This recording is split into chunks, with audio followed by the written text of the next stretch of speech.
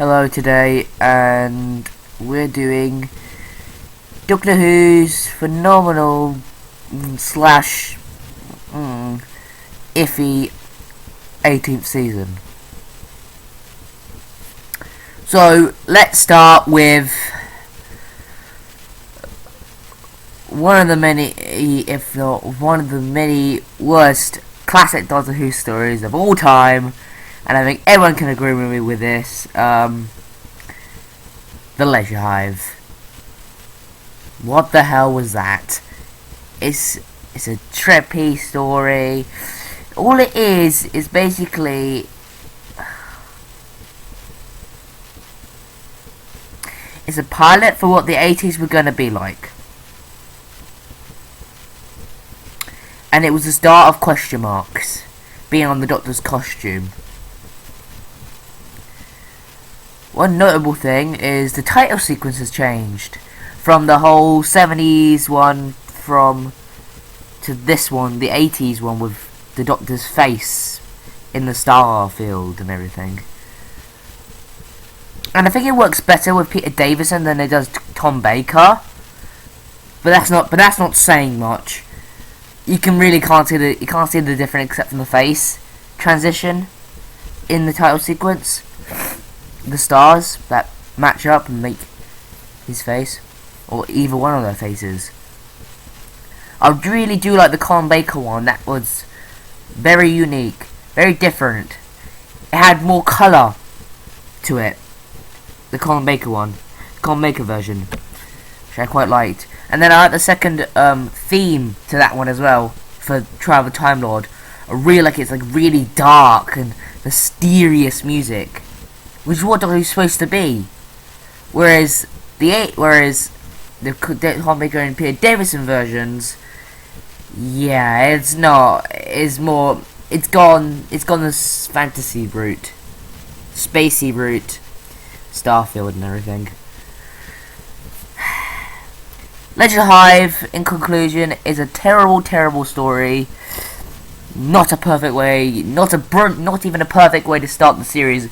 Start a season off. Personally, I just think it just went the way that the show was gonna go, which is why it ended up cancelling in '89 due to the stories in the '80s not being that good. Yes, and this, of course, was the first story that John Never Turner, as a producer of Doctor Who, ever produced. And I can definitely say it's not one of his best moments. Meglos. Yes, I actually like Meglos. I really like how the Doctor gets a copy of himself as a cactus person. Or actually it would be called cactusi. Cactusi. It's a cactusi. Cactusi, is it? Yeah. Yeah. Cactus. An alien cactus that could speak. It's kind of like that green monster from The Ark in Space, where it's like it's plastic and papery. Almost in this story, almost looks like bloody glue. But Meglos is a good story. I actually like it. There are one things I do not like the blue screen effect. Yes, it's really obvious that, yeah, they could have easily done CGI, really. I mean, they had the technology for it. I don't see what the problem was. I don't see why they couldn't just make a really cool morph of the Doctor. Like, why can't they just do like a whole transformation scene of the Doctor transforming from the Doctor to Meglos, with the whole scarf on and everything, which is what he did turn into. But they didn't, so they just did a fade, which is cheap, really, really cheap. And then money started to go down like really early on, especially with the last season happening. Yeah, so Meglos, it's a good story, but the graphics, they needed a better update. and I'm glad that season 18 is actually released on Blu-ray to show those new effects that would have been in the 80s if they had chosen to do CGI on the Meglos character when he morphs into the Doctor, or when he bonds with the Doctor. Next up, Full Circle, Adric's first story, and I can definitely say it's an absolute piece of shit. I do not like Full Circle. Adric is bitchy he's annoying as hell. He's way worse than Peter Davison he's in here, but that's not saying much. Oh no, I just don't like Full Circle. I just don't like Full Circle. Say Decay. Now, I actually like this one. Apart from Meglos. This one is one of the greats. But the second half it kind of loses me.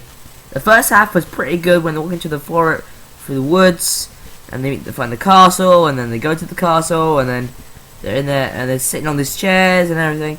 And then the second half is all about these vampires fought against the Time Lords in this battle.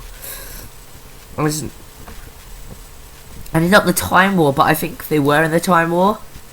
Obviously, this is later on, but it was really starting to show that the Doctor Who referenced that in this story, even before it even happened. But they had a war and everything, so battle. So, State of Decay is a good story. Warrior's Gate. No. I just turned the TV off. I just turned the TV off. I wasn't interested. It wasn't engaging. It made no sense. It was one of the few times that Doctor Who was fucking confusing as hell. And oh no, it's just a crappy story. Just cat people. Jeez, we had enough cat people over in that time. Yeah, enough cat people. The Keeper. Oh, and we say goodbye to Romana. Girl Romana leaves the Doctor. Romana 2, in fact. And K9 go. One notable thing. Tom Baker, Allah Ward, fell in love and got married due to the show here. So yeah. Next up, the Keeper of Traken. Nissa's first story. I want to say first story, but she's introduced in the Keeper of Traken. It's all about the Master coming back and everything. It builds up a good story. I do quite like that one. I do quite like that. I do like the Milker. The Milker looks kind of cool. Even though it's the Master's TARDIS in disguised. Some people might ask, where's the door? Like, is it on his arse? Maybe it is. And then finally for season 18, actually, no it isn't. We have one more. We have Logopolis, the Fourth Doctor's swan song, and I quite like this one. The only bit I really was intrigued was the regeneration. Now the Blu-ray set, they've done a fantastic restoration on that. They've added new effects. So when you watch the new effects in that entire story, and you see the regeneration, they actually do a glowing orange glow. So they don't actually use the original, but they have the original and they have the new effect. They have the new effects. And all in all, I quite like Logopolis. Now, there is one more story that we're going to talk about, and it's a spin-off that this was never done before in Doctor Who's history. Never done before.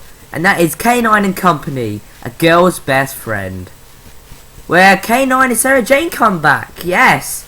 This time it's Mark 3 of K9.